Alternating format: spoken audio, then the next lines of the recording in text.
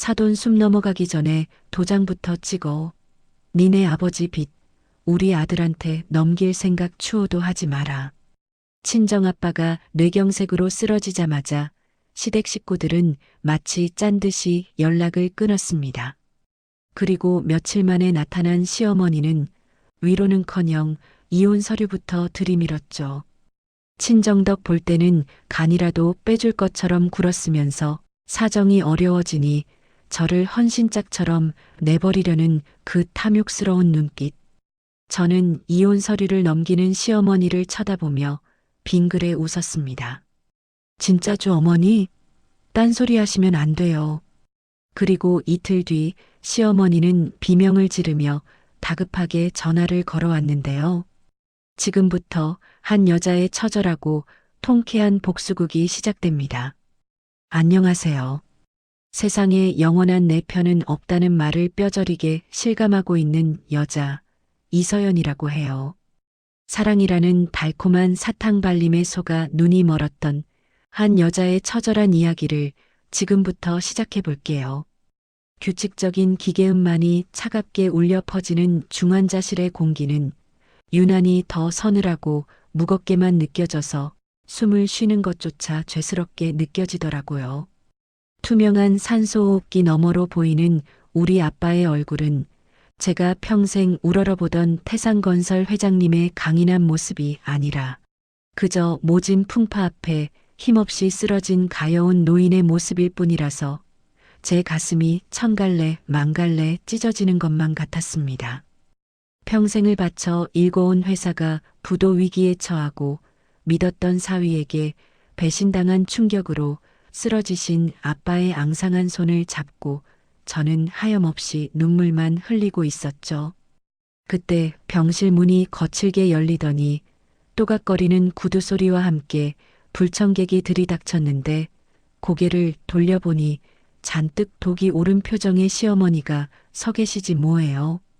사돈이 사경을 헤매고 있는데 걱정하는 기색은커녕 마치 빚쟁이한테 돈 받으러 온 사람처럼 살기등등한 눈빛으로 저를 쏘아보시더니 손에 들고 있던 누런 서류 봉투를 제 앞에 툭 던지며 악다구니를 쓰시더라고요. 니네 아버지 빚 우리 아들한테 넘길 생각 추호도 하지 마라. 당장 도장 찍어. 기가 막혀서 말이 안 나온다는 게 딱 이런 상황을 두고 하는 말인가 싶었습니다. 평소에는 우리 며느리가 최고라며 간이라도 빼줄 것처럼 굴던 분이 회사가 망할 위기에 처하자마자 이렇게 안면몰수를 하고 달려오셨다는 게 믿기지가 않았지만 오히려 머릿속이 차갑게 식으면서 헛웃음이 나오더라고요. 봉투 안에서 나온 건 예상대로 이혼 서류였고 이미 남편란에는 도장이 선명하게 찍혀 있었는데 남편이란 작자는 코빼기도 비치지 않고 늙은 노모를 앞세워 이혼 서류나 들이미는 꼴이라니 정말이지 비겁함의 끝을 보는 것 같아 역겨움이 치밀어 올랐어요. 하지만 저는 그 순간 눈물을 닦아내고 입가에 서늘한 미소를 지으며 바닥에 떨어진 서류를 주워 들고는 시어머니를 똑바로 쳐다보며 물었죠. 어머니, 이거 진짜 이혼하라고 가져오신 거 맞으시죠? 진짜 원하시는 거죠? 제 물음에 시어머니는 콧방귀를 뀌며 당연한 걸 왜 묻냐는 듯 표독스러운 눈빛을 보내셨고 저는 더 이상 망설일 이유가 없다고 판단하고 가방에서 인감도장을 꺼내 그 자리에서 꾹 눌러 찍어드렸어요. 빨간 인주가 묻은 도장이 서류에 찍히는 그 순간 제 지난 3년간의 결혼 생활이 주마등처럼 스쳐 지나가는데 그 사람을 사랑했던 제 자신이 얼마나 바보 같았는지 사무치게 깨닫게 되더라고요. 저는 도장이 찍힌 서류를 시어머니에게 건네며 차분하게 대답했어요. 원하시는 대로 해드릴게요. 딴소리 하시기 없기에요. 시간을 거슬러 올라가 딱 3년 전 제가 그 사람을 처음 만났던 날도 오늘처럼 유난히 바람이 차가웠던 것 같아요. 건설 현장에서 우연히 만난 그 사람은 흙투성이가 된 작업복을 입고도 뭐가 그리 좋은지 해맑게 웃고 있었는데 그 순박한 미소가 온실 속 화초처럼 자란 제 마음을 단번에 사로잡았거든요. 재벌가 딸이라는 제 배경 때문에 돈 냄새를 맡고 다가오는 남자들에게 지쳐있던 저에게 고아 출신이라며 수줍게 고백하던 그 사람의 모습은 너무나도 신선하고 투명해 보였으니까요. 어느 날 포장마차에서 소주 한 잔을 기울이다가 그 사람이 취기에 눈물을 글썽이며 했던 말이 아직도 귓가에 선명해요. 서연아, 나는 가족이 뭔지 몰라. 부모님과 따뜻한 밥 한 끼 먹어보는 게 내 평생 소원이었어. 그렁그렁한 눈망울로 고독을 토로하는 그 남자를 보면서 저는 내가 이 남자의 가족이 되어줘야겠다. 이 외로운 사람에게 따뜻한 울타리가 되어줘야겠다고 결심했죠. 가진 건 쥐뿔도 없지만 성실함 하나는 최고라는 그 남자의 말을 철석같이 믿었던 저는 아버지의 반대에도 불구하고 결혼을 밀어붙였어요. 제 친구들은 시월드가 없는 게 최고의 혼수라며 부러워했고 저 역시 고아인 남편과 결혼하면 오로지 우리 둘만 행복하게 살 수 있을 거라며 꿈에 부풀어 있었죠. 아빠는 하나뿐인 딸이 좋다고 하니 어쩔 수 없이 허락하시면서도 못내 불안해하셨지만 남편이 아빠 앞에서 무릎을 꿇고 맹세하는 모습을 보고는 마음을 여셨어요. 회장님, 아니 아버님, 저 정말 가진 건 없지만 서연이 눈에 눈물 나는 일 없게 하겠습니다. 친아들보다 더 잘하겠습니다. 그렇게 우리는 아빠가 결혼 선물로 마련해 주신 한강이 내려다 보이는 30억짜리 펜트하우스에서 꿈같은 신혼생활을 시작하게 되었어요.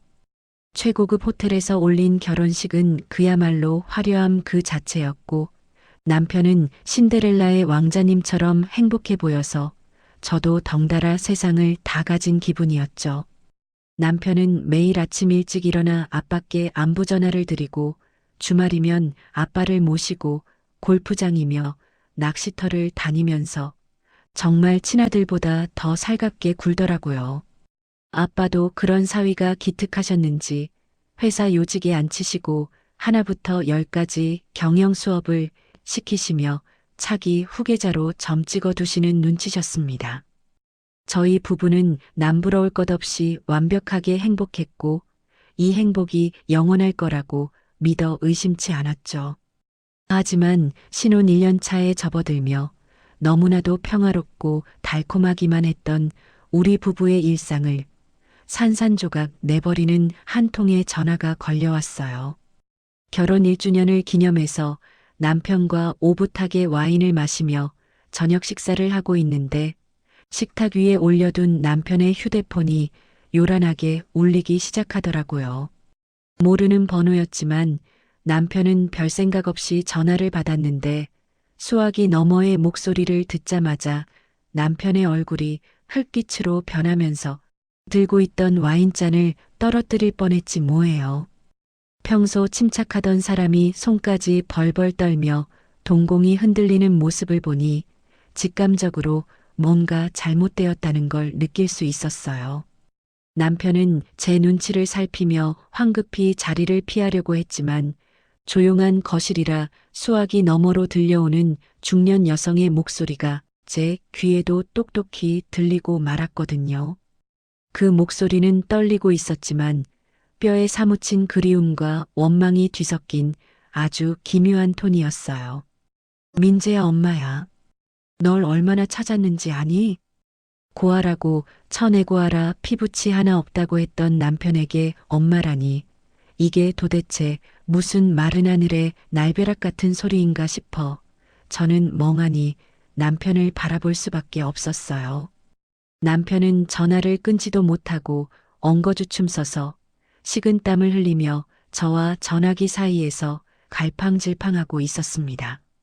남편은 혼란스러워하면서도 그 엄마라는 단어에 무너져 내리며 펑펑 울기 시작했고 저는 그 모습을 보며 위로를 해야 할지 배신감을 느껴야 할지 갈피를 잡을 수가 없었어요. 분명 고아라고 외로운 사람이라서 내 모든 사랑을 쏟아부어 가족을 만들어주겠다고 결심했는데 갑자기 튀어나온 친부모의 존재는 우리 부부의 견고했던 세계에 균열을 일으키기 시작했거든요. 수화기 너머로 떨려오던 그 목소리의 주인공을 만나러 가던 날, 제 심장은 불안과 기대로 묘하게 엇박자를 내며 뛰고 있었습니다. 남편이 그토록 사무치게 그리워했던 혈육을 만나는 자리니 아내로서 마땅히 기뻐해야 하는데 이상하게도 제 본능은 자꾸만 도망치라고 경고 신호를 보내는 것만 같았어요. 약속 장소인 낡고 허름한 한식당의 미닫이 문을 열고 들어섰을 때 퀴퀴한 곰팡이 냄새와 음식 냄새가 뒤섞인 공기 속에서 우리를 기다리고 있던 건 잔뜩 구겨진 옷을 입은 노부부였어요. 남편을 보자마자 내 새끼 하며 달려와 통곡하는 시어머니와 그 뒤에서 눈시울을 붉히며 고개를 떨구는 시아버지를 보며 남편은 그 자리에서 다리가 풀린 듯 주저앉아 오열하기 시작했죠. 식당 안에 모든 사람이 쳐다볼 정도로 처절한 상봉 장면이었지만 저는 그 순간 아주 기이하고도 서늘한 시선을 느껴야만 했어요.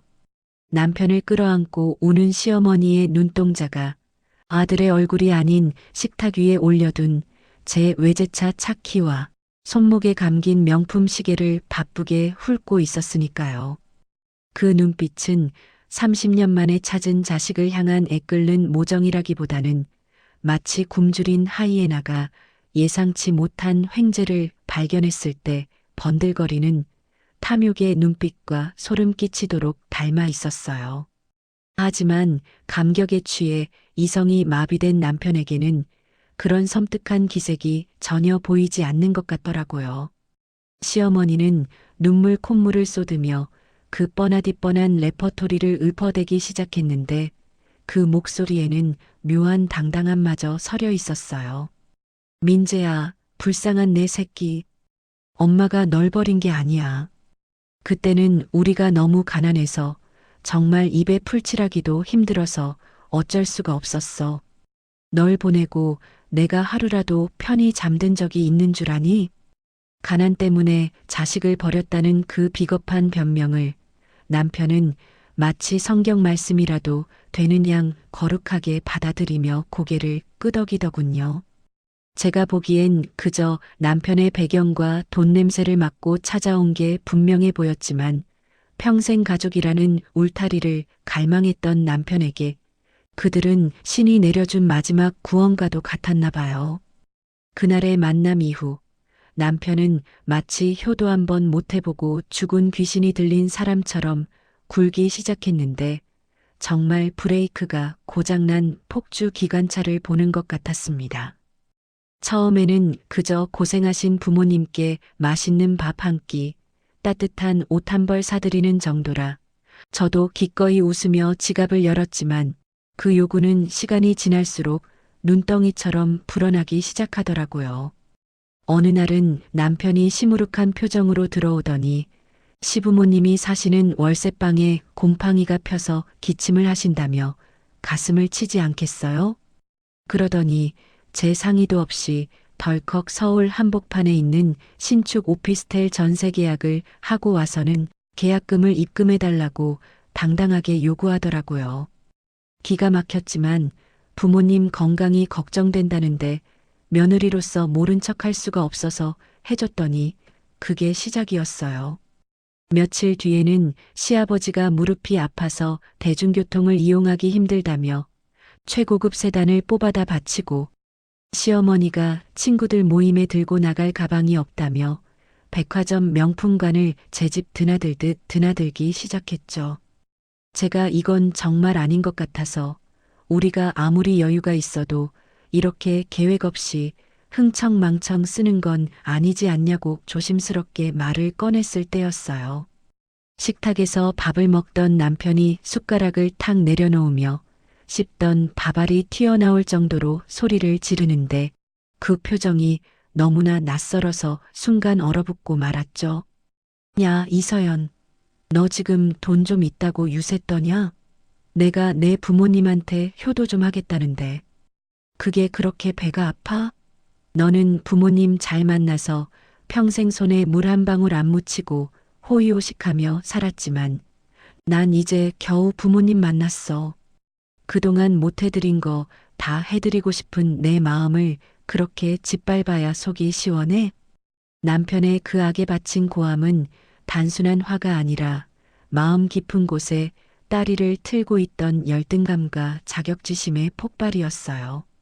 저는 그 적반하장 같은 태도에 말문이 막혔지만 그래도 할 말은 해야겠다 싶어서 떨리는 목소리로 따끔하게 지적했죠.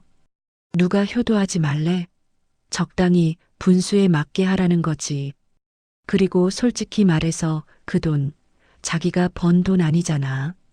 다 우리 아빠가 주신 거고 회사 돈인데 자기가 생색은 다 내면서 펑펑 쓰는 거 장인어른 보기에 민망하지도 않아? 양심이 있으면 그러면 안 되는 거 아니야?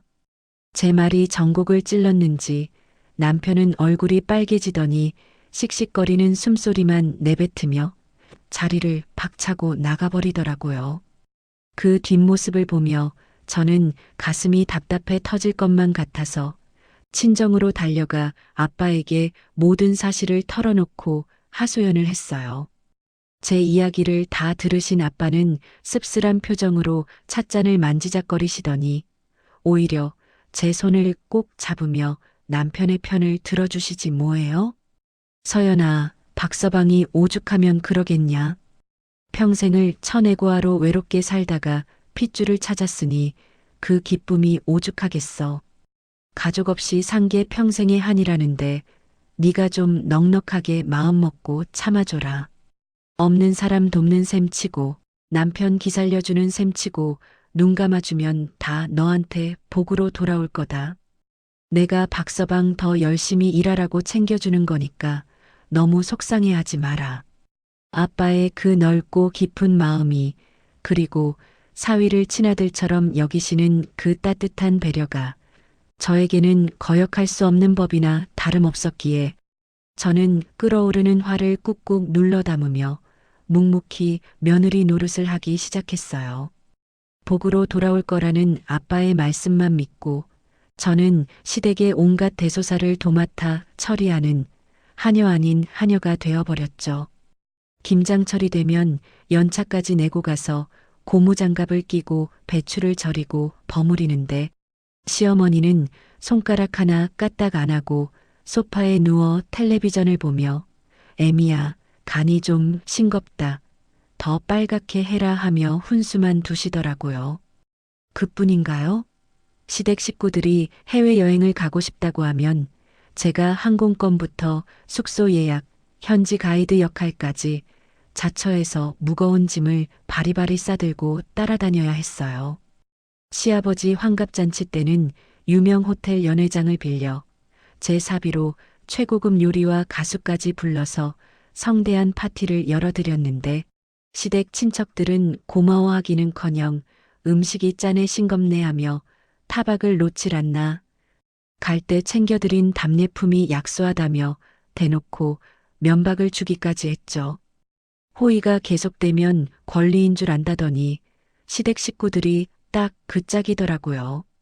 그들은 이제 아주 당연하다는 듯이 손을 내밀며 더 큰 것을 요구해 왔고 그 탐욕의 입은 벌려도 채워지지 않는 블랙홀 같았죠.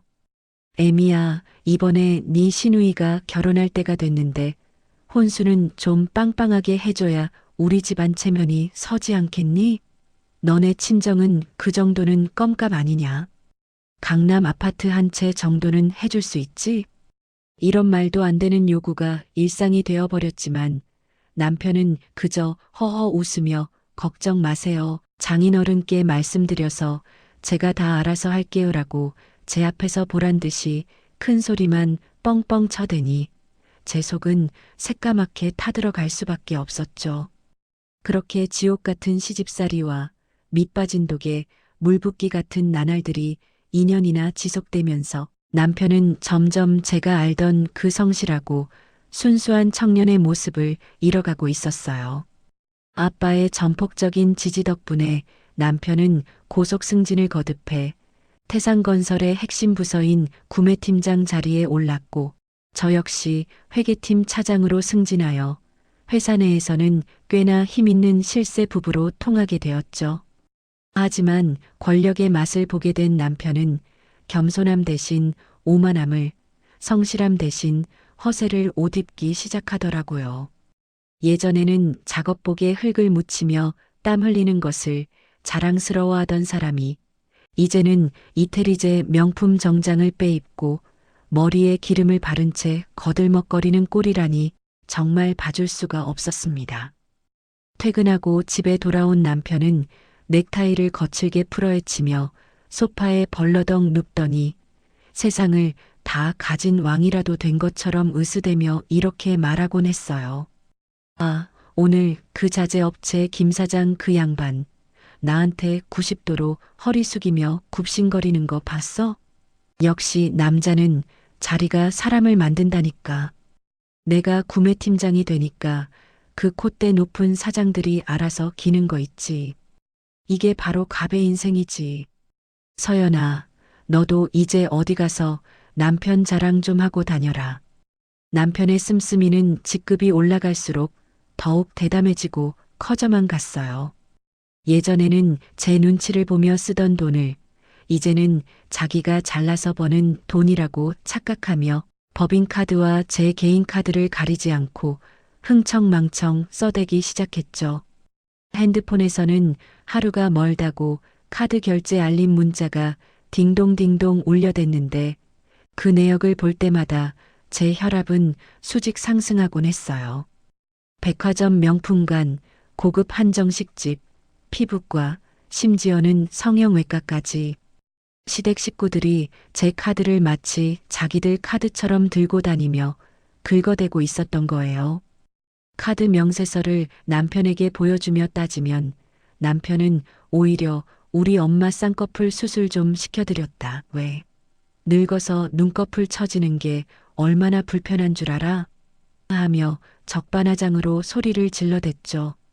친정의 부와 회사의 권력을 마치 자신들의 태생적 권리인 양 누리는 그들의 뻔뻔한 모습을 보며 저는 겉으로는 평온한 척했지만 속으로는 언제 터질지 모르는 시한폭탄을 안고 사는 기분이었어요. 그 불안한 예감은 마치 태풍 전야의 고요함처럼 우리 부부의 겉모습만 화려한 일상을 감싸고 있었고 저는 다가오는 파멸의 그림자를 애써 외면하며 하루하루를 버텨내고 있었답니다. 불안한 예감은 왜 한 번도 틀리는 법이 없는 걸까요? 겉으로는 화려하고 완벽해 보였던 우리 부부의 성이 모래성처럼 위태롭다는 걸 애써 외면하고 지내던 어느 날 오후였어요. 점심시간이 지나고 나른한 공기가 감도는 사무실에서 업무를 보고 있는데 평소 저를 잘 따르던 감사팀 후배가 창백하게 질린 얼굴로 저를 찾아왔더라고요. 주변 눈치를 살피며 저를 비상구 계단으로 불러낸 후배는 떨리는 손으로 서류 뭉치 하나를 내밀었는데 그 내용을 확인하는 순간 저는 머리를 둔기로 얻어맞은 듯한 충격에 숨조차 쉴 수가 없었어요. 그 서류 안에는 제 남편이 자재업체들로부터 받아 챙긴 리베이트 내역과 그 대가로 납품받은 불량 자재 리스트가 빼곡하게 적혀 있었으니까요. 성실함이 무기라던 사람, 친아들보다 더 회사를 아낀다던 사람이 뒤로는 자기 주머니를 채우기 위해 회사를 갉아먹고 있었다는 사실에 손이 덜덜 떨려 종이를 쥐고 있을 수조차 없었죠. 심지어 건설 경기 침체로 모두가 힘든 시기에 남편이 독단적으로 무리하게 밀어붙인 대형 프로젝트가 결국 자금난으로 부도 위기를 맞았다는 보고서까지 포함되어 있었는데 이건 단순한 실수가 아니라 명백한 범죄이자 배신이었어요. 이 사실은 삽시간에 회장실로 보고되었고 격분하신 아빠는 당장 남편을 호출하셨어요. 회장실 문 밖까지 들릴 정도로 아빠의 고함이 터져나왔고 저는 두려움에 떨며 문 앞에 서 있었는데 안에서 쾅 하는 소리와 함께 비명에 가까운 남편의 목소리가 들리더라고요. 놀라서 문을 열고 들어갔을 때 제가 목격한 장면은 평생 지워지지 않는 트라우마로 남고 말았죠. 남편은 바닥에 주저앉아 벌벌 떨고 있었고 아빠는 뒷목을 잡은 채 가쁜 숨을 몰아쉬시더니 그대로 중심을 잃고 쓰러지시고 말았거든요. 마치 거대한 산이 무너지는 것처럼 쿵 하고 쓰러지시는 아빠를 보며 저는 비명조차 지르지 못하고 달려가 아빠를 흔들었지만 아빠는 이미 의식을 잃은 상태였어요. 구급차 사이렌 소리가 요란하게 울리고 병원으로 이송된 아빠는 급성 뇌경색이라는 청천벽력 같은 판정을 받으셨고 의사 선생님은 마음의 준비를 하라는 절망적인 말만 되풀이하셨죠. 중환자실 유리창 너머로 산소호흡기의 의지에 겨우 숨만 붙어 계신 아빠를 보며 저는 억장이 무너져 내리는 것 같아 하염없이 눈물만 흘릴 수밖에 없었어요. 하지만 슬퍼할 겨를도 없이 더 큰 시련이 파도처럼 밀려오기 시작했어요. 아빠가 쓰러지시고 태산건설이 부도 위기라는 기사가 나자마자 기다렸다는 듯이 채권단이 집과 회사로 들이닥쳤거든요. 평화롭던 우리 집 현관문에는 빨간 압류 딱지가 덕지덕지 붙기 시작했고 거실에는 신발채로 들어온 낯선 남자들이 고함을 지르며 집기들을 부수고 난동을 부리는데 그야말로 아수라장이 따로 없었죠. 저는 이 끔찍한 사태를 수습해 보려고 남편에게 수십 통의 전화를 걸었지만 남편은 이미 잠적해버렸는지 연락두절 상태였어요. 도저히 저 혼자서는 감당할 수가 없어서 그리고 지금 이 상황을 해결할 사람은 사고를 친 남편뿐이라는 생각에 저는 지푸라기라도 잡는 심정으로 시댁으로 차를 몰았어요. 남편이 분명 거기 숨어 있을 거라는 확신도 있었지만 무엇보다 그동안 우리가 해준 게 얼만데 적어도 며느리가 이런 상황이면 문이라도 열어주고 따뜻한 물 한 잔이라도 주며 위로해 줄 거라는 일말의 기대가 있었거든요. 시댁 오피스텔 앞에 도착해 떨리는 손으로 초인종을 눌렀지만 안에서는 인기척이 느껴지는데도 문은 열리지 않았어요. 한참을 두드리고 애원한 끝에 인터폰 속에서 차가운 목소리가 들려왔죠. 불과 며칠 전까지만 해도 제 손을 잡으며 우리 며느리가 최고라고 칭송하던 그 입술이 매몰차게 비틀리며 차가운 말을 뱉어내더라고요. 누구세요? 잡상인 안 받으니까 돌아가세요. 저는 너무 놀라 심장이 멎는 것 같았지만 애써 침착하게 다시 말을 건넸어요. 어머니 저예요, 서연이요. 제발 문 좀 열어주세요. 저 지금 너무 무서워요. 민재 씨 여기 있죠? 제 애원에도 불구하고 시어머니는 콧방귀를 뀌며 소름 끼칠 정도로 냉정한 목소리로 대답하시더군요. 우리는 너 같은 며느리 둔 적 없다. 망한 집구석 며느리가 어디 감히 여기를 찾아와? 당장 꺼지지 않으면 경찰 부를 테니까 그런 줄 알아. 툭 하는 소리와 함께 인터폰이 끊기고 저는 멍하니 닫힌 문만 바라보며 서 있을 수밖에 없었어요. 그 집 전세금이며 가구며 가전제품이며 전부 다 제 돈으로 우리 아빠 돈으로 해준 건데 어떻게 사람이 이럴 수가 있나 싶어 온몸에 피가 거꾸로 솟는 것 같더라고요. 그동안 아빠 덕에 떵떵거리며 외제차 끌고 다니고 명품으로 휘감고 다니던 인간들이 상황이 불리해지자마자 싹 입을 닫고 저를 남보다 못한 취급을 하는 꼴을 보니 배신감을 넘어 다 뒤집어 엎어버리고 싶은 충동까지 느껴질 지경이었죠. 문전박대를 당하고 돌아 나오는 엘리베이터 안에서 저는 거울 속에 비친 초라한 제 모습을 보며 이를 악물었어요. 내가 지금 울고 있을 때가 아니구나. 이대로 무너지면 저 인간들이 원하는 대로 되는 거구나 하는 생각이 번쩍 들었거든요. 다시 병원으로 돌아와 홀로 중환자실 앞을 지키는데 차가운 병원 복도의 냉기가 뼛속까지 파고드는 것 같아 몸이 덜덜 떨려왔어요. 아빠는 여전히 의식이 없으시고 회사는 넘어가기 일보 직전인데 남편이란 사람은 어디서 뭘 하고 있는지조차 알 수 없는 이 기막힌 상황이 꿈이길 바랬지만 현실은 너무나 가혹했죠. 그때 꺼져가던 제 핸드폰이 다시 울렸고 발신자를 확인하니 그토록 기다리던 남편의 이름이 떠 있었어요. 저는 반가움과 분노가 뒤섞인 감정으로 황급히 전화를 받았는데 수화기 너머로 들려오는 건 걱정이나 사과가 아닌 짜증 섞인 남편의 목소리였어요.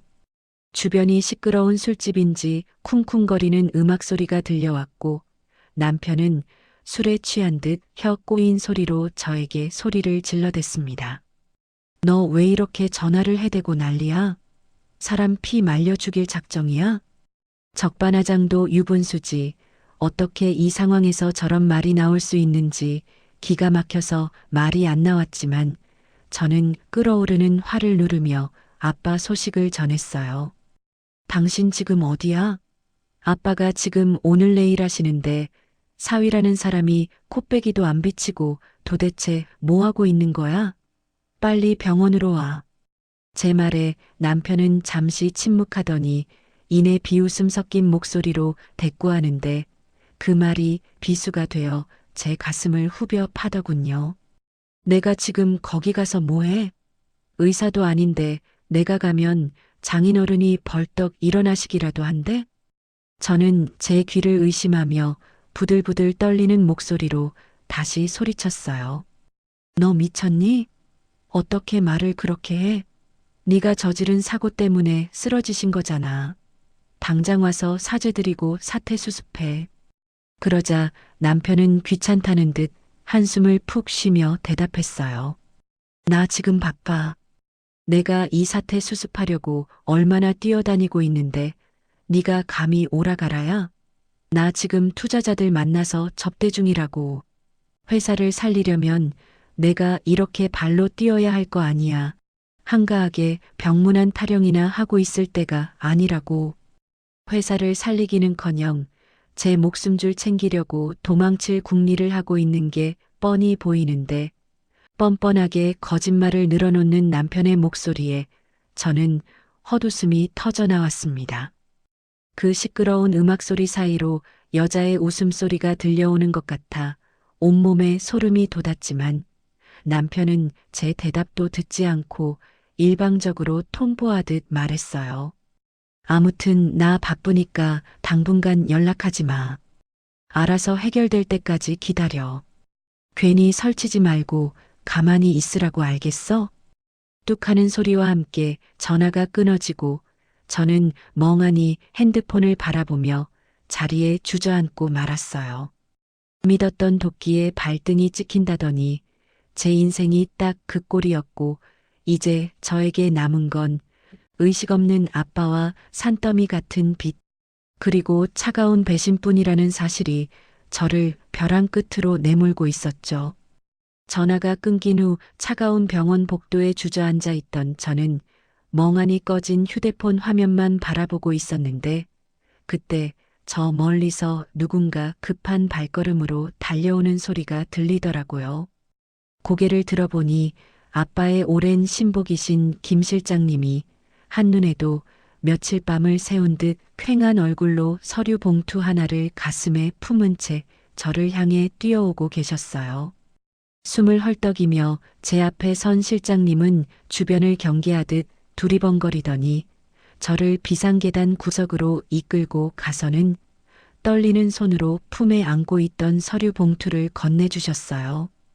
이게 뭐냐고 묻는 제 눈빛에 실장님은 차마 입을 떼지 못하고 고개를 떨구셨는데 그 무거운 침묵이 오히려 저에게는 천둥 소리보다 더 크게 다가와서 직감적으로 알 수 있었죠. 이 봉투 안에 제 인생을 송두리째 뒤흔들 잔인한 진실이 들어있다는 걸 말이에요.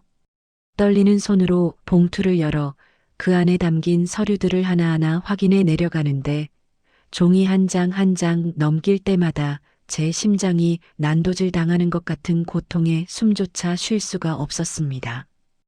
그건 단순한 횡령 내역이 아니라 회계팀 차장인 저조차 까맣게 속을 수밖에 없었던 아주 치밀하고 정교한 조작의 증거들이었거든요. 서류에는 JN컴퍼니라는 낯선 업체로 수십억 원의 자재, 대금이 흘러들어간 내역이 있었는데 알고 보니 이 회사는 실체가 없는 유령 회사였어요.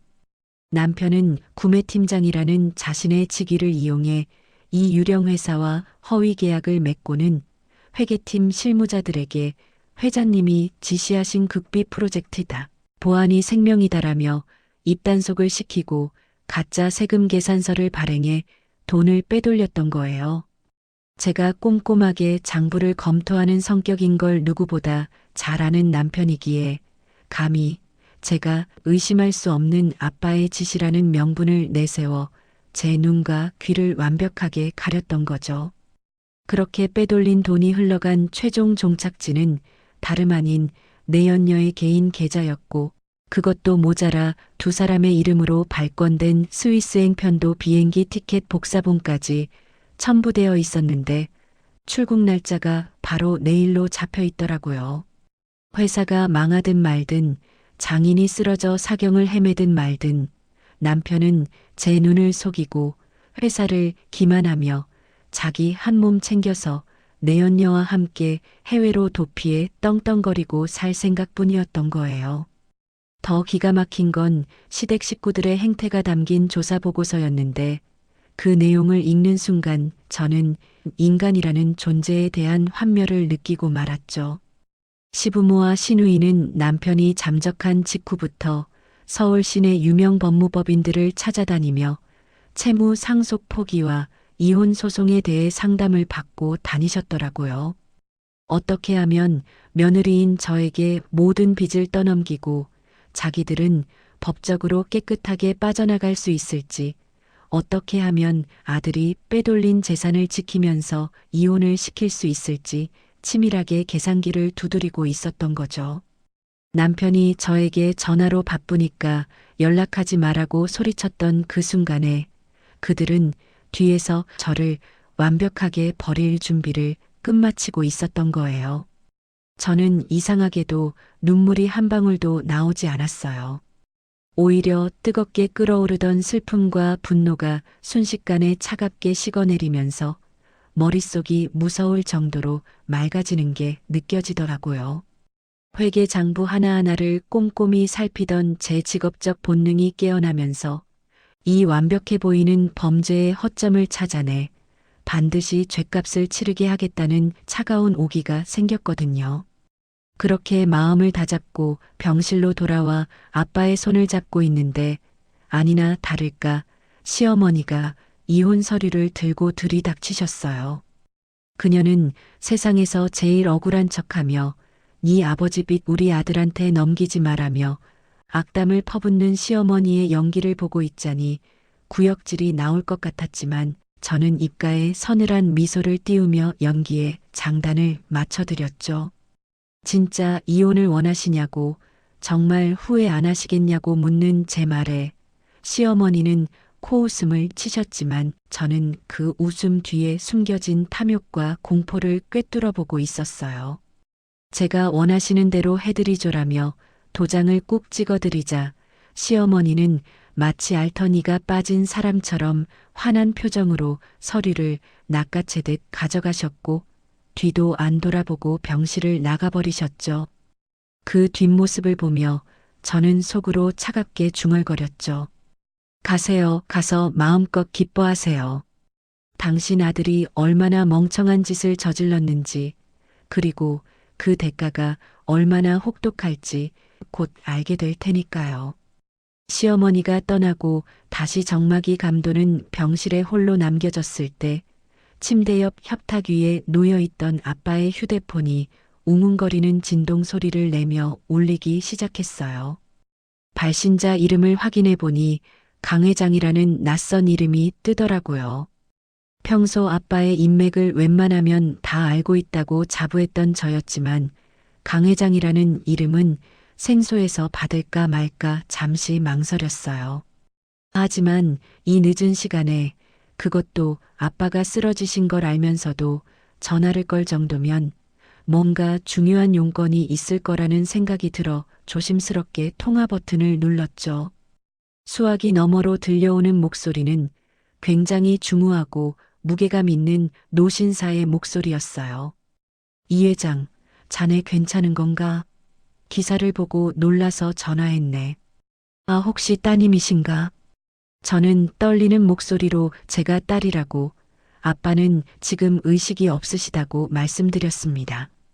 그러자 강 회장님은 깊은 한숨을 내쉬시더니 잠시 침묵을 지키시다가 아주 단호하고 힘 있는 목소리로 말씀하시더라고요.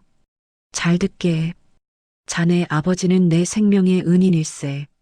내가 사업 실패로 죽으려고 한강 다리 위에 섰을 때 나를 붙잡고 다시 일어설 수 있게 자금을 대준 유일한 친구가 바로 자네 아버지야. 저는 뜻밖의 이야기에 깜짝 놀라 아무 말도 못하고 듣고만 있었는데 강 회장님의 다음 말은 그야말로 절망의 구렁텅이에 빠진 저에게 내려온 황금 동아줄과도 같았어요. 내가 지금은 거대 투자 회사를 운영하고 있다는 건 알지 모르겠군. 태상건설 부도? 걱정하지 말게. 내가 막을 걸세. 자네 아버지가 깨어나실 때까지 내가 무제한으로 자금을 지원하겠네. 내 전 재산을 걸어서라도 태상건설은 내가 지킬 테니 자네는 아무 걱정 말고 아버지 곁을 지키게. 그 말을 듣는 순간 참고 참았던 눈물이 왈칵 쏟아지더라고요. 남편도 시댁도 모두 등을 돌린 이 마당에 아빠가 베푼 덕이 이렇게 기적처럼 돌아와 우리를 살려준다는 사실이 너무나 감격스러웠으니까요. 강 회장님은 당장 내일 법무팀과 자금팀을 병원으로 보낼 테니 구체적인 논의를 하자고 하셨고 저는 연거푸 감사하다는 인사를 드리며 전화를 끊었어요. 전화를 끊고 나니 머릿속이 빠르게 회전하기 시작했는데 이 기적 같은 반전 카드를 어떻게 써야 할지 본능적으로 계산이 서더라고요. 만약 제가 지금 당장 강 회장님의 지원 사실을 알린다면 남편과 시댁은 언제 그랬냐는 듯 꼬리를 내리고 다시 제 바짓가랑이를 붙잡고 매달릴 게 뻔했으니까요. 그 꼴은 죽어도 보기 싫었고 그들이 저를 버린 대가를 톡톡히 치르게 하려면 이 사실을 철저히 숨겨야만 했어요. 저는 강 회장님의 지원 사실을 그 누구에게도 심지어 김 실장님에게조차 당분간 비밀로 해달라고 부탁드렸어요. 그리고 시어머니가 가져간 이혼 서류가 법적으로 효력을 발휘할 때까지, 즉, 제가 법적으로 완벽한 남이 되어 빈털터리로 쫓겨날 때까지 기다리기로 했죠. 며칠 뒤 남편은 변호사를 통해 이혼 숙려 기간 단축을 요청해 왔고 저는 그 요청을 흔쾌히 받아들였어요. 남편과 시댁 식구들은 제가 빚더미에 눌려 정신이 나가서 자포자기한 줄 알고 쾌재를 부르고 있더라고요. 들리는 소문에 의하면 시어머니는 동네방네 다니며 알터니가 빠졌다. 우리 아들이 이제야 자유의 몸이 되었다며 잔치라도 벌일 기세라고 했죠. 남편 역시 내연녀와 함께 출국 날짜를 미루고 한국에 남아 이혼이 확정되는 날만을 손꼽아 기다리고 있었는데 아마도 이혼 도장을 찍고 나서 마음 편히 재산을 빼돌려 떠날 심산이었겠죠. 저는 그들의 축제 분위기를 모른 척하며 묵묵히 법원 출석 날짜를 기다렸어요. 법원 복도에서 마주친 남편은 저를 보며 비릿한 웃음을 흘리더니 아주 가관인 멘트를 날리더라고요. 서연아, 사람 인연이라는 게 다 그런 거 아니겠어? 너도 좋은 사람 만나서 새 출발해. 빚은 뭐 열심히 살다 보면 갚아지겠지. 뻔뻔하게 위로하는 척하며 저를 조롱하는 그 역겨운 입술을 보며 저는 속으로 차갑게 웃어주었어요. 그래, 마음껏 웃어더라. 그 웃음이 비명으로 바뀌는 데는 그리 오랜 시간이 걸리지 않을 테니까. 저는 아무 대꾸도 하지 않고 판사 앞에서 담담하게 이혼 의사를 밝혔고 그렇게 우리는 법적으로 완벽한 남남이 되었어요. 법원을 나서는 남편과 시어머니의 뒷모습은 개선장군처럼 당당하고 가벼워 보였지만 그들은 모르고 있었죠. 자신들이 제 손을 놓은 그 순간이 바로 썩은 동아줄을 잡고 지옥불로 뛰어든 순간이라는 것을, 그리고 제가 잡은 손은 저를 가장 높은 곳으로 끌어올려줄 황금 사다리라는 것을 말이에요. 이제 모든 준비는 끝났고 진짜 게임은 지금부터 시작이라는 생각에 저는 병원으로 돌아가는 발걸음을 재촉했어요. 아빠의 병실에 도착해 창밖을 바라보니 먹구름이 걷히고 햇살이 비치기 시작하는데 그 햇살이 마치 제 복수의 서막을 알리는 조명처럼 느껴지더라고요. 법원에서 남편과 시어머니의 그 가증스러운 뒤통수를 보며 돌아선 지 딱 이틀이 지났을 때였어요. 세상은 제가 빈털터리가 되어 쫓겨났다고 믿고 있었고 남편과 그 내연녀는 스위스로 떠날 꿈에 부풀어 샴페인을 터뜨리고 있었겠죠.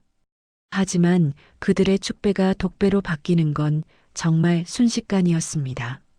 아침 9시 주식시장이 열림과 동시에 대한민국 경제뉴스는 태상건설이라는 네 글자로 도배되기 시작했어요. 속보 태상건설, 거대 투자사로부터 5천억 규모 투자 유치 확정. 이 기사가 뜨자마자 휴지 조각이 될 뻔했던 태상건설 주식은 미친 듯이 치솟아 점상을 기록했고 거래량은 폭발하며 회사는 그야말로 화려하게 기사회생했죠. 부도 처리를 위해 회사로 들이닥쳤던 채권단은 꼬리를 내리고 물러갔고 회사 로비는 환호하는 직원들의 함성으로 가득 찼다는 소식이 들려왔죠.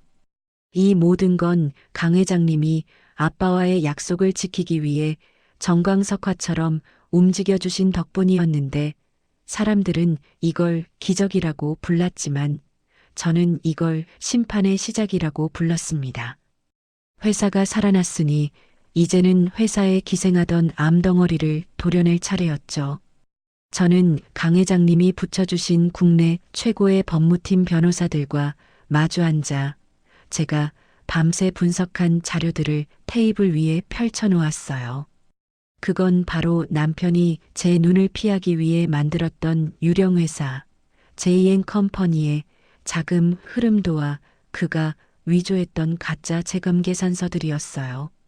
회계팀 차장인 저를 속이기 위해 회장님 특명 보안 프로젝트라며 꾸며냈던 그 치밀한 서류들이 아이러니하게도 이제는 그를 옥죄는 가장 강력한 올가미가 되어버린 거죠.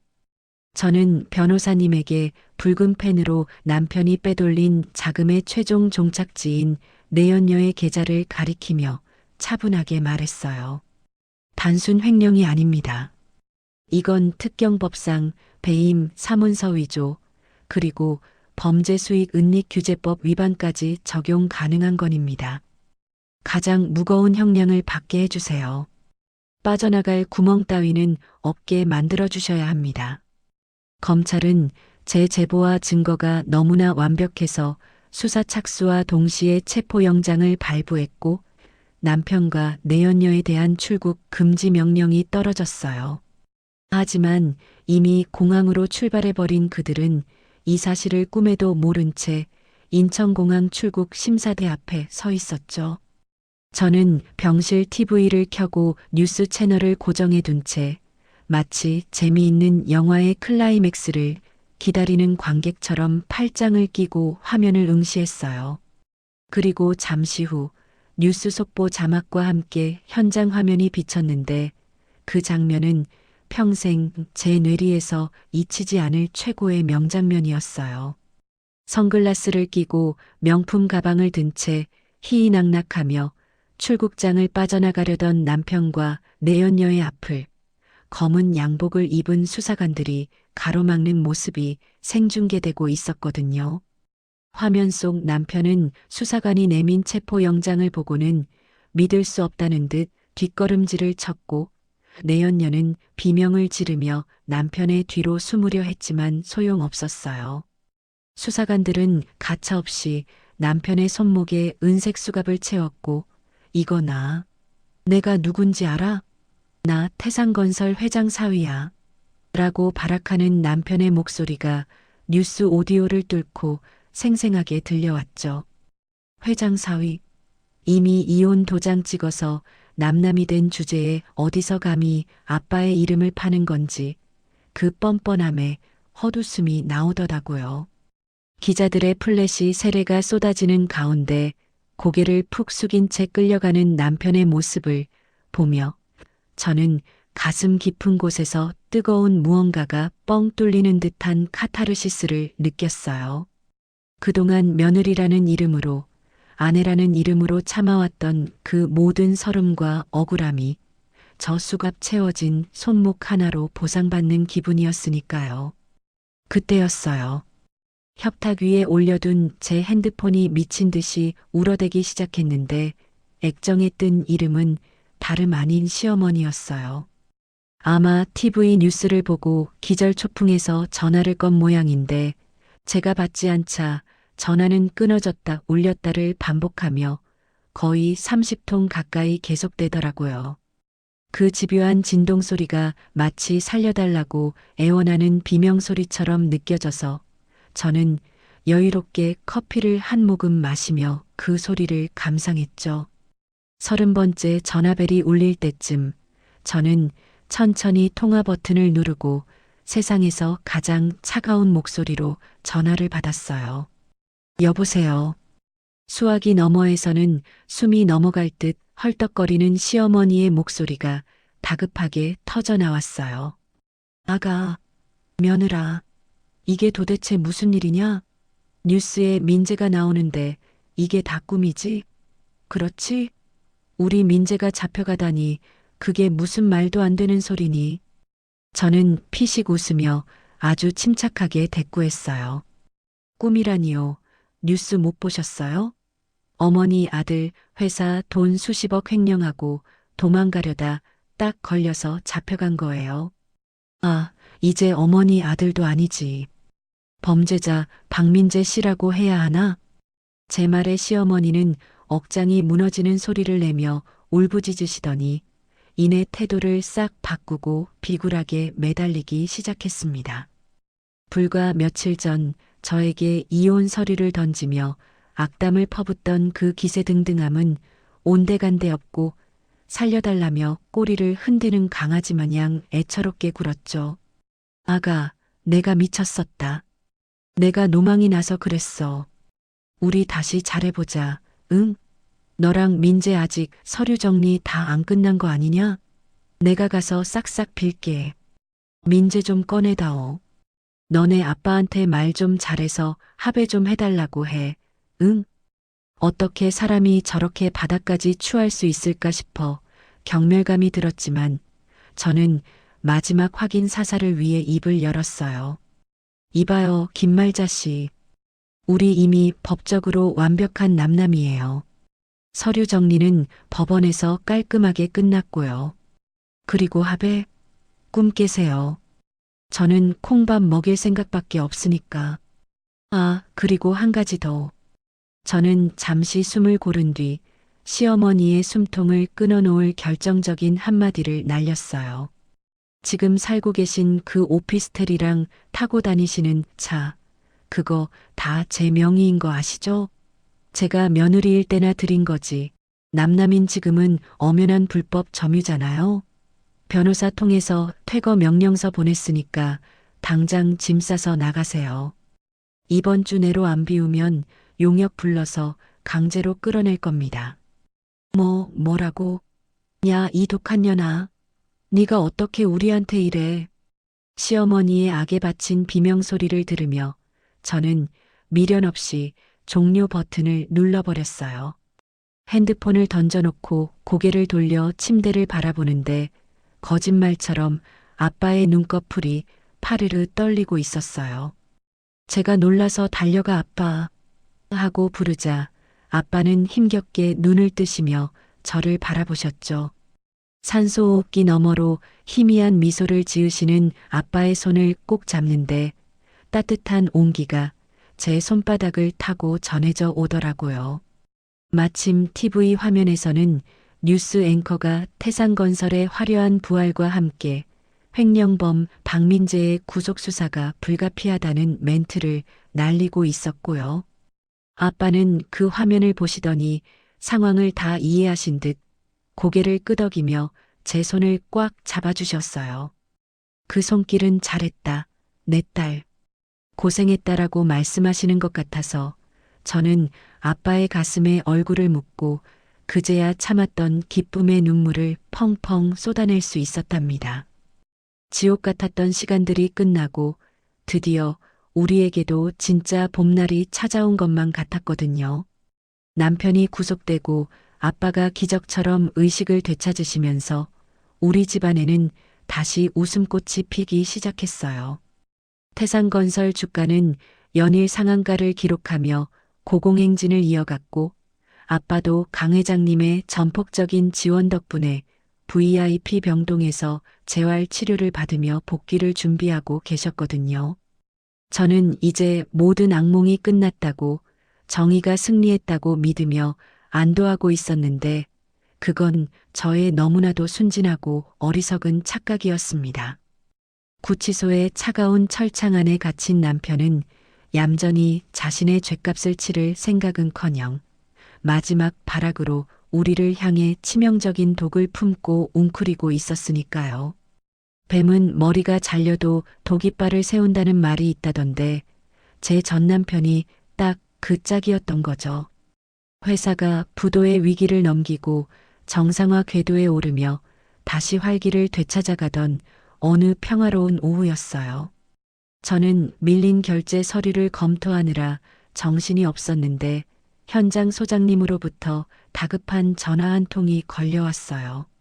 수화기 너머로 들려오는 소장님의 목소리는 공포에 질려 파들파들 떨리고 있었고 주변의 소음마저 겹쳐서 처음에는 무슨 말인지 잘 들리지도 않았어요. 제가 진정하시라고 천천히 말씀해 보시라고 달랜 뒤에야 소장님이 뱉어낸 말은 제 심장을 멈추게 만들기에 충분했죠. 우리 회사의 사활이 걸린 핵심 프로젝트이자 랜드마크가 될 대형 복합 쇼핑몰 공사 현장에서 안전진단을 하던 중 건물의 뼈대가 되는 H빔 철골 자재에서 치명적인 결함이 발견되었다는 거예요. 소장님의 보고에 따르면 설계 도면상에는 최고 등급의 국산 정품 자재를 쓰도록 되어 있었는데 실제 현장에 시공된 철골은 강도가 현저히 떨어지는 중국산 저가 불량품이었던 거죠. 알고 보니 구매팀장이었던 남편이 리베이트를 챙기기 위해 그리고 그 돈으로 내연녀와 호의호식하기 위해 서류를 조작하여 불량 자재로 바꿔치기를 해두었던 것이었어요. 이건 단순한 횡령이나 배임 수준이 아니라 수천 수만 명의 목숨을 담보로 위험한 도박을 벌인 악질적인 범죄였는데 문제는 이미 공사가 60% 이상 진행된 상태라는 거였어요. 이 사실이 외부로 알려지면 건물을 전면 철거하고 재시공해야 하는 건 물론이고 부실 공사기업이라는 꼬리표가 붙어 회사는 회복 불가능한 타격을 입고 문을 닫아야만 하는 절체절명의 상황이었으니까요.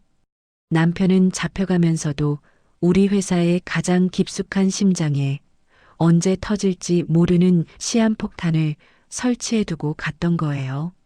제가 이 끔찍한 사실을 전해 듣고 충격에 빠져 망연자실에 있는 틈을 타서 시어머니가 회사 로비로 들이닥치셨어요. 경비원들에게 제지를 당해 끌려나가면서도 고래고래 소리를 지르며 이서연 나와 네가 우리 아들 잡아먹고 무사할 줄 아냐 라며 악다구니를 쓰시는데 그 기세가 예전에 비굴하게 살려달라고 빌던 모습과는 180도 달라져 있더라고요. 저는 불길한 예감을 애써 누르며 시어머니를 조용한 비상계단으로 데리고 갔는데 시어머니는 기다렸다는 듯 가방에서 낡은 가죽 수첩 하나와 누런 서류 뭉치를 꺼내 제 눈앞에 보란 듯이 흔들어 보이셨어요. 그건 다름 아닌 남편이 꼼꼼하게 작성해둔 자재 바꿔치기 비밀 장부와 납품업체와 몰래 맺은 이중 계약서 원본이었죠. 남편이 구속되기 직전 만약의 사태를 대비해 이 결정적인 증거들을 시어머니에게 맡겨두고는 엄마, 이게 우리를 살려줄 마지막 동아줄이야. 이걸로 저 여자 협박해서 나 좀 꺼내줘. 라고 귓속말을 남겼던 모양이에요. 시어머니는 그 장부를 마치 핵무기 발사 버튼이라도 되는 양 손에 꽉 쥐고 휘두르며 입가에는 사악하고 비열한 미소를 지으셨죠. 이거 보이지? 우리 민재가 아주 꼼꼼하게도 적어놨더구나. 몇 월 며칠 어느 현장에 어떤 불량 자재가 들어갔는지 아주 상세하게 말이야. 심지어 네가 결제한 서류 복사본도 여기 다 있어. 네가 몰랐다고 발뺌해도 소용없다는 거지. 저는 침이 바짝바짝 마르는 것을 느끼며 억지로 침착한 척 떨리는 목소리로 물었죠. 원하는 게 뭐예요? 이렇게까지 하는 이유가 뭐냐고요. 그러자 시어머니는 탐욕스러운 눈빛을 번뜩이며 본색을 드러내셨어요. 간단해. 우리 민재 당장 합의서 써서 풀어주고 그동안 고생한 위로금 명목으로 현금 50억 내놔. 안 그러면 이 장부랑 계약서 내일 아침 당장 방송국이랑 신문사에 뿌려버릴 테니까. 너네 회사 부실 공사로 낙인 찍혀서 쫄딱 망하는 꼴 보고 싶으면 어디 한번 버텨보든가. 기가 막혀서 말이 안 나왔지만 시어머니가 쥐고 있는 저 장부가 세상에 공개되는 순간 태산건설은 그 즉시 사망 선고를 받는다는 걸 저도 시어머니도 너무나 잘 알고 있었어요. 남편을 감옥에서 빼내고 한몸 단단히 챙겨서 해외로 튀려는 그들의 속셈이 뻔히 보였지만 지금의 저는 그 더러운 협박 앞에서 너무나 무력했죠. 심지어 이 소식을 어디서 들었는지 회장님 측 비서실에서도 은밀하게 연락이 왔는데 만약 부실 공사 이슈가 터진다면 투자자 보호를 위해 투자를 전면 철회하고 원금 회수에 들어갈 수밖에 없다는 청천벽력 같은 통보를 해오셨습니다. 이제 겨우 살아난 회사가 그리고 겨우 의식을 찾으신 아빠가 이 사실을 알게 되면 그 충격을 감당하실 수 없을 거라는 생각에 저는 아무에게도 말 못하고 홀로 속만 태우며 끙끙 앓아야 했어요. 제가 쉽게 대답을 못하고 입술만 깨물며 망설이자 시어머니는 저를 더욱 옥죄기 시작하셨어요. 왜? 50억이 아까워? 너네 회사 가치에 비하면 껌값 아니니? 고민할 시간 하루 줄 테니까 잘 생각해봐. 내 인내심이 그리 길지 않다는 거 명심하고. 혹시라도 네가 딴 마음 먹을까봐 내가 선물 하나 준비했어. 그러면서 시어머니는 핸드폰을 꺼내 보여주는데 건설 관련 커뮤니티 익명 게시판에 태산건설 납품 비리 의혹이라는 제목의 글이 올라와 있더라고요. 시어머니가 맛보기라며 남편이 거래했던 하청업체 리스트 일부와 불량 자재 사진을 살짝 흘린 것이었는데 글이 올라오자마자 조회수가 폭발하고 댓글창이 술렁이기 시작하는 게 보였어요. 태산건설 이번에 살아나나 했더니 역시나네. 저기 아파트 분양받았는데 취소해야 하나요? 같은 불안한 댓글들이 실시간으로 달리는 걸 보며 저는 손이 덜덜 떨려 숨조차 제대로 쉴 수가 없더라고요. 이건 단순한 협박이 아니라 진짜로 회사의 목을 조여오는 실질적인 공포였고 그들은 저를 파멸시킬 준비를 완벽하게 끝마친 상태였으니까요. 시어머니는 저에게 맞지? 이건 예고편에 불과해. 내일 정오까지 돈 안 가져오면 본게임 시작할 거야. 그때는 네가 100억을 싸들고 와도 소용없어. 라며 섬뜩한 경고를 남기고 자리를 뜨셨죠. 그날 밤 저는 텅 빈 사무실에 홀로 남아 머리를 감싸쥐고 괴로워했어요. 창밖으로는 화려한 도시의 야경이 펼쳐져 있었지만 제 눈에는 아무것도 들어오지 않았고 오직 째깍거리는 시계 초침 소리만이 제 심장을 두드리는 것 같았죠. 밤새 잠 한 숨 못 자고 고민하는데 꿈인지 생시인지 뱀 같은 남편과 독사 같은 시어머니가 제 목을 칭칭 감고 조여오는 환영이 보여 식은 땀이 줄줄 흘렀어요.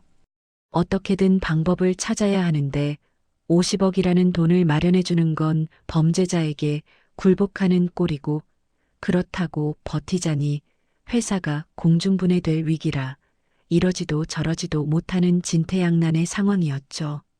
남편은 감옥 안에서도 저를 이렇게 괴롭히고 조종할 수 있다는 사실에 치가 떨렸고 죽어서도 독을 남기는 뱀처럼 끈질긴 그들의 악행에 질려버릴 지경이었어요. 이대로 무너지면 아빠의 평생의 노력이 물거품이 되고 저를 믿고 따라와준 수많은 직원들이 길거리에 나앉게 된다는 생각에 가슴이 답답해 터질 것만 같았습니다. 하지만 새벽녘 어스름한 푸른 빛이 사무실 창가를 비출 때쯤 문득 오기가 생기더라고요. 이대로 저 더러운 인간들에게 굴복할 수는 없다. 아빠가 어떻게 지킨 회사인데 저런 파렴치한들에게 휘둘릴 수는 없다는 생각이 들면서 정신이 번쩍 들었어요. 저는 차가운 물 한 잔을 단숨에 들이키며 엉킨 실타래를 풀 방법을 필사적으로 강구하기 시작했어요. 분명히 어딘가에 허점이 있을 것이다. 저들이 간과하고 있는 치명적인 약점이 반드시 있을 것이다. 스스로에게 체면을 걸듯 되뇌면서요. 그때 문득 아주 사소한 사실 하나가 뇌리를 스치고 지나갔어요. 남편이 횡령을 위해 이용했던 유령 회사와 거래했던 하청업체 사장들, 그들도 과연 남편과 한통속이었을까? 혹시 그들도 남편의 갑질과 협박에 못 이겨 어쩔 수 없이 불량 자재를 납품했던 희생자들은 아니었을까? 만약 그들을 내 편으로 만들 수만 있다면 시어머니가 쥐고 있는 저 장부보다 더 강력하고 확실한 무기를 얻을 수 있지 않을까 하는 생각이 성강처럼 스쳐 지나갔죠. 시간은 촉박했고 시어머니가 정해준 데드라인인 정오까지는 불과 6시간밖에 남지 않은 상황이었어요. 저는 떨리는 손으로 김 실장님에게 전화를 걸어 지금 당장 움직일 수 있는 믿을 만한 직원들을 소집해 달라고 지시를 내렸어요. 마지막 승부수를 띄우기 위해 벼랑 끝에서 몸을 던지는 심정으로 움직이기 시작했죠.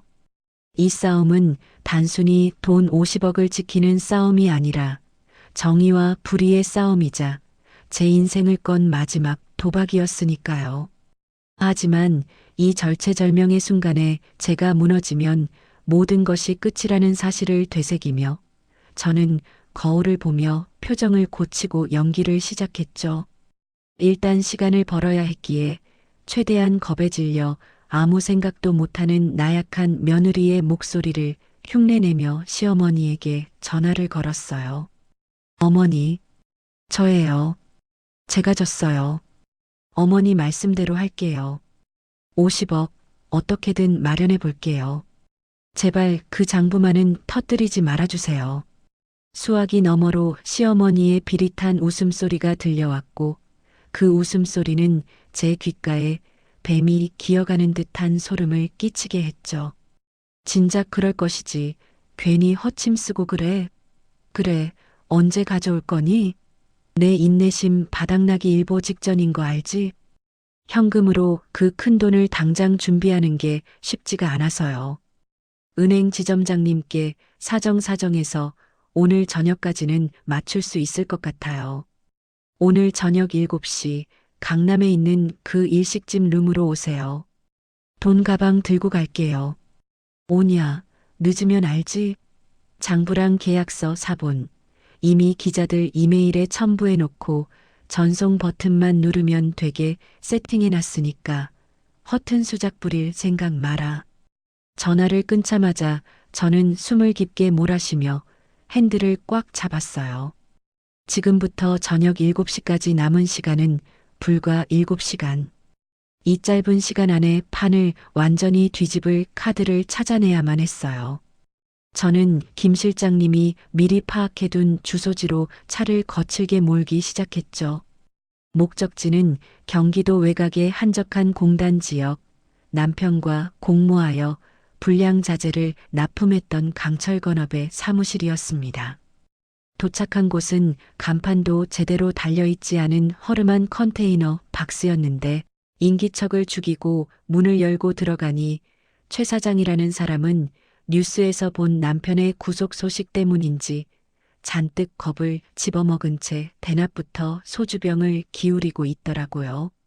저를 보자마자 화들짝 놀라 뒷문으로 도망치려는 그를 김 실장님이 가로막았고 저는 겁에 질린 그의 눈을 똑바로 쳐다보며 아주 은밀하고도 섬뜩한 거짓말을 속삭였어요. 사장님, 여기서 이렇게 술이나 마시고 계실 때가 아니에요. 큰일 났어요. 제 남편 박민재 씨가 구치소에서 변호사를 통해 무슨 말을 하고 다니는지 아세요? 모든 건 최 사장님이 시켜서 한 일이라고, 자기는 사장님이 협박해서 억지로 시키는 대로 했을 뿐이라고 뒤집어 씌우고 있어요. 이러다간 사장님이 이 모든 비리의 주범으로 몰려 독박 쓰고 감옥 가시게 생겼다고요. 제 말에 최 사장의 얼굴은 순식간에 백지장처럼 하얗게 질리더군요. 그는 덜덜 떨리는 손으로 술잔을 떨어뜨리며 억울해서 미치겠다는 듯 펄펄 뛰었어요. 그게 무슨 소리요? 내가 시키다니. 지가 먼저 리베이트 줄 테니까 중국산 싸구려 넣어달라고 협박해놓고 내가 안 된다고, 이건 너무 위험하다고 말렸는데도 막무가내로 밀어붙인 게 누군데. 저는 그 기회를 놓치지 않고 쐐기를 박았죠. 그러니까요. 저도 남편이 너무 괘씸하고 인간 같지도 않아서 사장님을 돕고 싶어서 온 거예요. 남편이 사장님 협박했던 증거 혹시 없으세요? 녹취록이나 문자 같은 거요. 그게 있어야 사장님이 사십니다. 그거 없으면 사장님은 꼼짝없이 징역 20년 살게 되실 거예요. 최 사장은 잠시 의심의 눈초리로 저를 바라보며 망설이는가 싶더니 징역 20년이라는 말에 살아야겠다는 본능이 앞섰는지 사무실 구석에 있는 금고로 달려가더군요. 그리고 금고 깊숙한 곳에서 검은색 USB 하나를 꺼내 저에게 건네주었어요. 그 안에는 남편이 최 사장, 안전 규정 같은 거 따지지 말고 그냥 싼 거 넣어. 돈 벌기 싫어? 걸리면 내가 다 책임진다니까? 안 그러면 거래 끊고 업계에서 매장시켜버릴 줄 알아. 라고 소리치는 목소리가 아주 생생하게, 그리고 아주 결정적으로 녹음되어 있었죠. 이거야말로 남편의 숨통을 끊고 시어머니의 협박을 단숨에 무력화시킬 최고의 핵무기였어요. 약속 시간인 저녁 7시가 가까워오자 저는 비장한 각오로 준비해둔 007 가방을 들고 약속 장소인 일식집으로 향했어요. 가방 안에는 시어머니가 요구한 50억 원의 현금 대신 오늘 아침 배달된 신문지 뭉치들이 가득 들어 있었죠. 미닫이 문을 열고 들어서니 시어머니는 이미 상석에 앉아 비싼 회 한 접시를 거의 다 비우고 계셨는데 저를 보자마자 입가에 탐욕스러운 미소를 띠며 손을 내미시더라고요. 왔니? 돈은 가져왔어? 저는 말없이 가방을 테이블 위에 쿵소리가 나도록 올려놓았어요. 시어머니는 눈을 반짝이며 당장이라도 가방을 열어보려 하셨지만 저는 그 손을 탁 쳐내며 차갑게 쏘아붙였죠. 잠깐만요. 순서가 틀렸잖아요. 먼저 그 장부랑 계약서 원본부터 내놓으세요. 물건 확인도 안 하고 돈부터 드릴 순 없죠. 제가 바보도 아니고. 시어머니는 이게 어디서 건방지게라며 투덜거리셨지만 50억이라는 거액 앞이라 그런지 순순히 가방에서 그 낡은 수첩과 서류 봉투를 꺼내 테이블 위에 올려놓으셨어요. 그러면서 아주 의기양양하게 마치 승리자가 패배자를 내려다보듯 저를 비웃으시더라고요. 역시 넌 내 손바닥 아니야. 아무리 발버둥 쳐봤자 며느리는 시어머니 못 이기는 법이지. 진작 말을 들었으면 좋았잖아. 그럼 서로 얼굴 붉힐 일도 없고 얼마나 좋아? 시어머니가 돈 가방에 잠금 장치에 손을 대는 그 찰나의 순간, 저는 번개 같은 속도로 테이블 위에 장부와 서류를 낚아채 제 품에 안았어요. 그리고 방문을 향해 신호를 보내듯 목청껏 소리쳤죠. 지금입니다. 들어오세요. 그 말이 떨어지기가 무섭게 굳게 닫혀있던 방문이 벌컥 열리더니 경찰입니다. 움직이지 마세요. 라는 우렁찬 외침과 함께 잠복해 있던 강력계 형사님들이 들이닥쳤어요. 시어머니는 너무 놀라들고 있던 돈 가방을 바닥으로 떨어뜨리셨는데 털썩하고 열린 가방 안에서 쏟아져 나온 건 50억 원의 현금이 아니라 구겨진 폐신문지 뭉치들이었죠.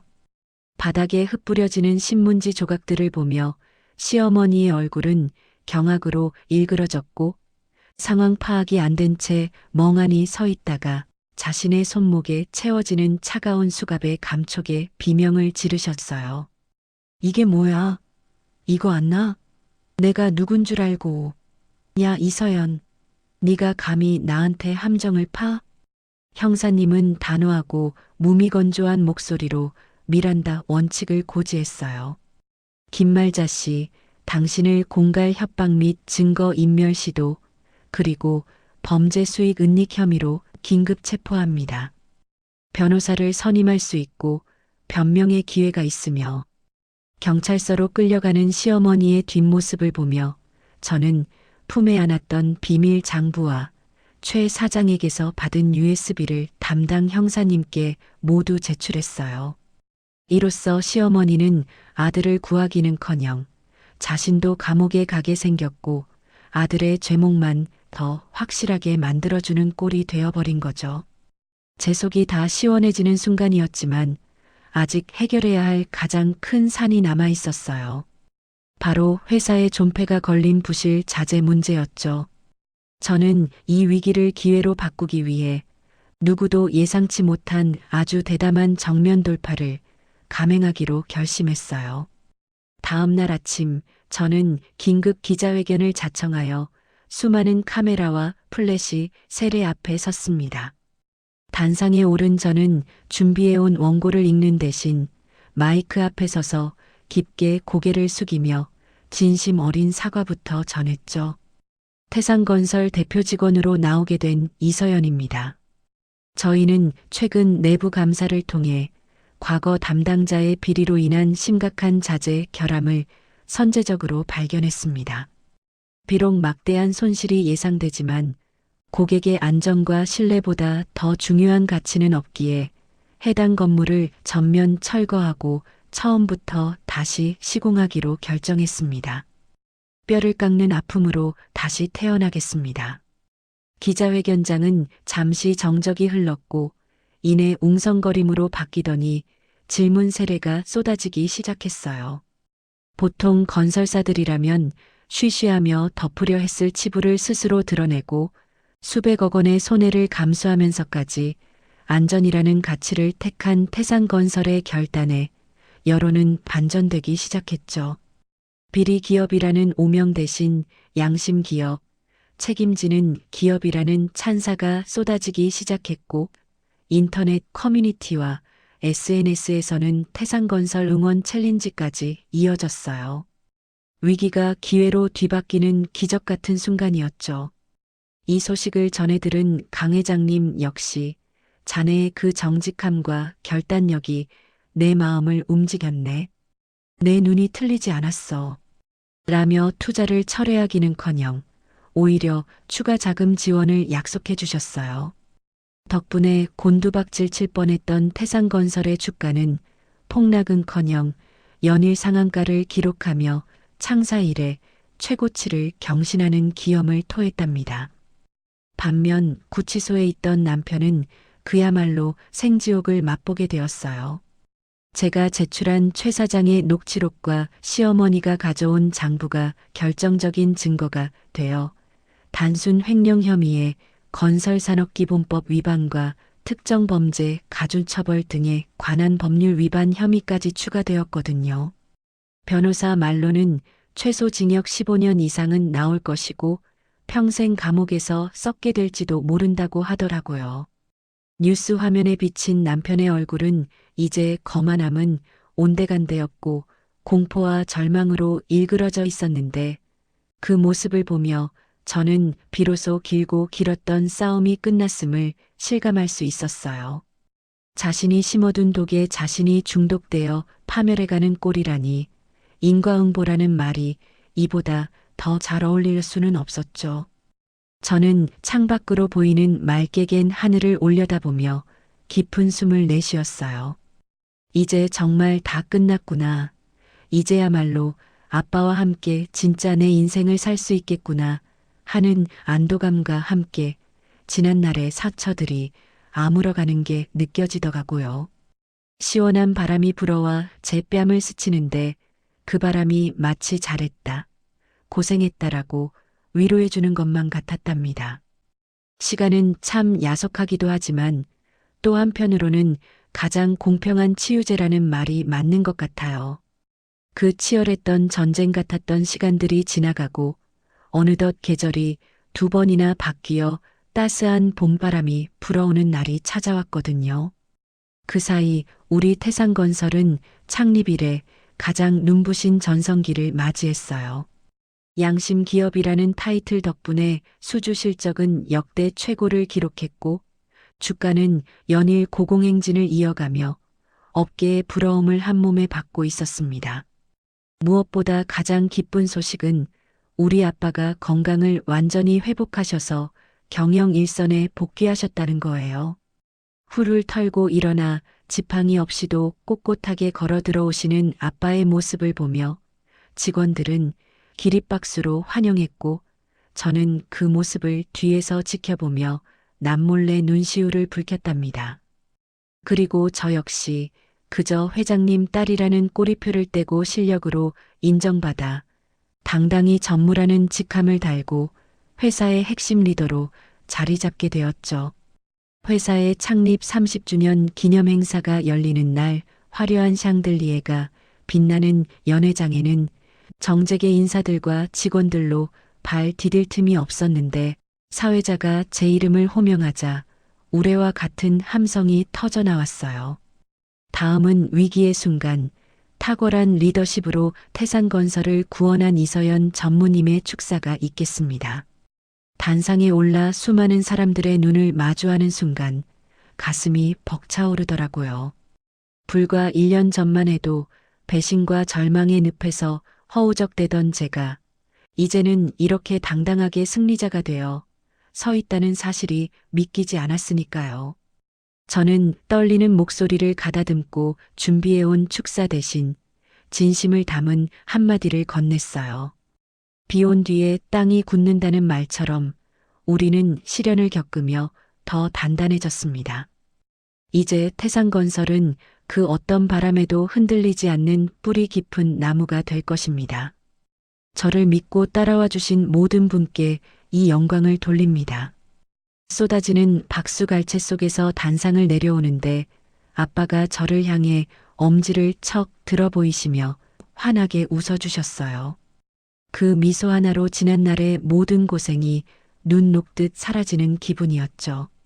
행사가 끝나고 로비를 빠져나오는데 회전문 앞에서 소란스러운 풍경이 눈에 들어왔어요.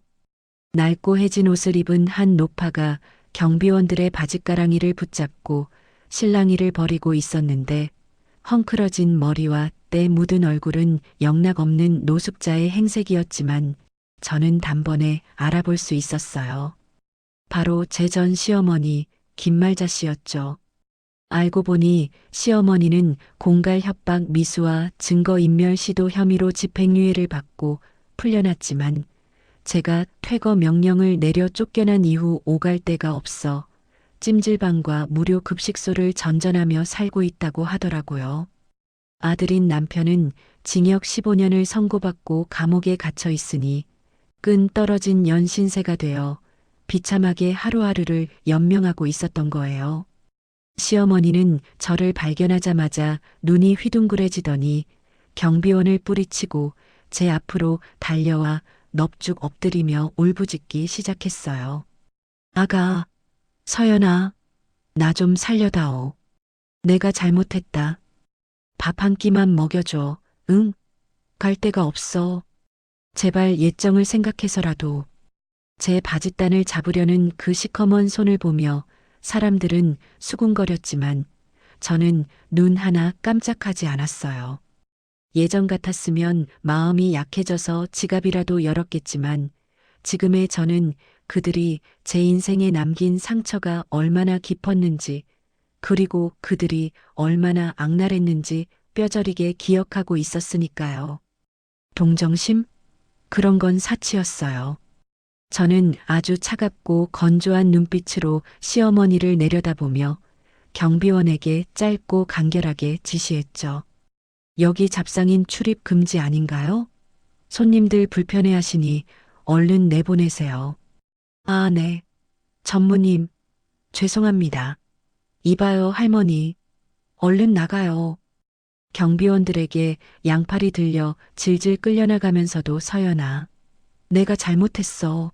라고 비명을 지르는 시어머니의 모습을 뒤로하고 저는 쿨하게 몸을 돌려 제 차에 올랐어요. 백미러로 멀어지는 그 초라한 형상을 보며 저는 속으로 작별 인사를 건넸죠. 당신의 업보예요. 부디 그곳에서 평생 반성하며 사세요. 차를 타고 향한 곳은 강 회장님과의 미팅 장소였어요. 회장님은 저에게 소개해주고 싶은 사람이 있다며 아드님을 데리고 나오셨는데 강민우라는 이름의 그 남자는 훤칠한 키에 선한 인상을 가진 분이었어요. 미국에서 MBA를 마치고 귀국해 강 회장님의 투자 회사를 이끌고 있는 실력파라고 들었는데 실제로 대화를 나눠보니 생각보다 훨씬 더 깊이 있고 따뜻한 사람이더라고요. 일적인 이야기로 시작했지만 대화는 자연스럽게 취미와 가치관 이야기로 이어졌고 우리 사이에는 묘한 기류가 흐르기 시작했어요. 그는 제 눈을 지그시 바라보며 이렇게 말하더군요. 이 전무님 이야기 많이 들었습니다. 힘든 일을 겪으셨다고 들었는데 이렇게 당당하고 멋지게 이겨내신 모습이 정말 존경스럽습니다. 앞으로 자주 뵙고 싶네요. 일적으로도 그리고 사적으로도요. 그 정중하고 진솔한 고백에 제 심장이 쿵 하고 내려앉는 걸 느꼈어요. 사랑에 배신당해 다시는 누군가를 믿지 못할 거라고 생각했는데 꽁꽁 얼어붙었던 제 마음에 다시 봄눈 녹듯 설렘이라는 감정이 피어오르더라고요. 저는 수줍게 웃으며 저도요, 본부장님. 이라고 대답했죠. 아마도 이것이 제 인생에 찾아온 두 번째 봄의 시작이 아닐까 하는 예감이 들었습니다. 그날 저녁 저는 아빠가 선물해 주신 새로운 집 테라스에 앉아 아빠와 와인잔을 기울였어요. 한강이 한눈에 내려다 보이는 야경은 여전히 아름다웠지만 신혼집에서 바라보던 그 풍경과는 사뭇 다른 느낌으로 다가왔어요. 그때는 그저 눈에 보이는 화려함에 취해 있었다면 지금은 그 불빛 하나하나에 담긴 삶의 무게와 소중함을 알기에 더 깊이 있게 느껴진다고나 할까요? 아빠는 와인을 한 모금 드시더니 제 손을 꼭 잡으며 말씀하셨습니다. 서연아, 많이 힘들었지? 아빠가 사람 보는 눈이 없어서 너를 고생시켰구나. 미안하다. 저는 고개를 저으며 아빠의 손을 더 꽉 잡았어요. 아니에요, 아빠. 저 오히려 감사해요. 그 일이 없었다면 저는 평생 온실 속의 화초처럼 세상 물정 모르고 살았을 거예요. 덕분에 사람을 보는 눈도 생겼고 돈보다 더 중요한 게 뭔지도 깨달았는걸요.